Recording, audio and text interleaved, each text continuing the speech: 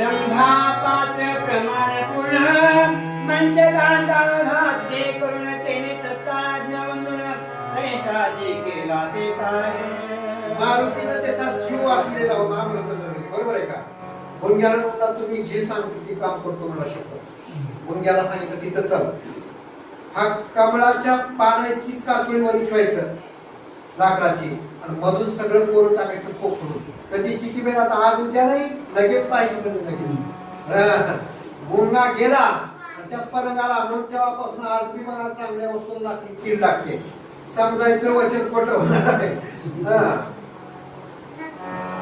चंद्रसेनेच्या ग्रही सत्वर हनुमंत्याने लाल भुईरा मांचक वेसला जोगदो धार तत्काळ चूर्ण झाला ओठोनी चालला रघुनंदन हे वदन वायू सुधाकडे पाहून चंद्रसेना बोलत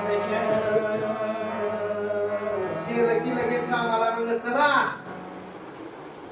निघाला राम बी आलाय राम बाहेर. राम आला धड धड धड गेली म्हणे. चंद्रसेनेला सांगितलं होतं पलंग मोडायला तुटायला भाग नाही. राम असं पलंगावर टेकल्यावर कडा वाजलं की पलंगाचा तुकडा त्या पुंजाने पार कापून टाकलंय. राम थांबलाच नाही उठाला की निघाला तसं. चंद्रसेनेने रामाकडे एकदा पाहिलं आणि पुन्हा त्या मारुतीकडे पाहिलं. काय म्हणते मने कपटी तू वानर देख तू अशी पोरविला मंचक शेवटी नेतो श्री रघुनायक मनोरथ माझे न पुरता. ए वानरा असला कपटी आहेस बे, मला काय माहित आहे म्हणलं.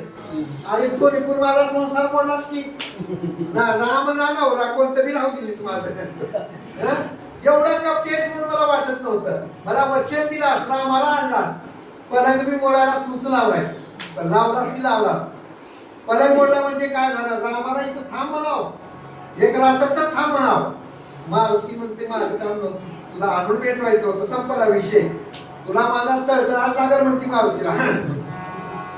मी तुझ्या शापा